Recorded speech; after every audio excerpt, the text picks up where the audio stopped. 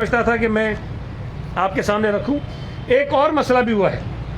شیخ رشید نے ایک press conference کی اور اس پریس کانفرنس میں اس نے کہا کہ اپوزیشن جو جلسے کر رہی ہے ان جلسوں میں کرونا بھی پھیلے گا اور دہشت گردی بھی ہو سکتی ہے، اور اس کے کچھ گھنٹوں بعد یہ دہشت گردی کا ایک بہت بڑا واقعہ کراچی شہر میں ہوا ہے۔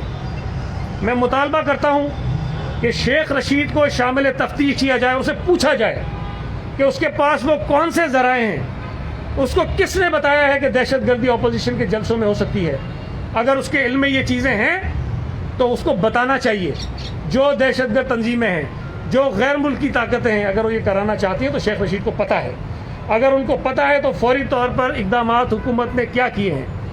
مجھے کہیں یہ نہ کہنا پڑے جو ہم پہلے بھی کہتے رہے ہیں کہ پی ٹی آئی جو ہے دہشت گردوں کا سیاسی ونگ ہے، اور ماضی میں بھی یہ اس قسم کی چیزیں کرتے رہے، اور خدا نہ خواستہ آئندہ بھی اپنی سیاسی اپوزیشن جماعتوں کو روکنے کے لیے کہیں ان کا جو ملیٹنٹ ونگ ہے وہ کہیں استعمال نہ ہو۔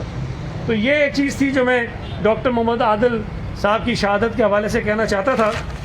اور پھر میں جو آج یہاں آپ کو جو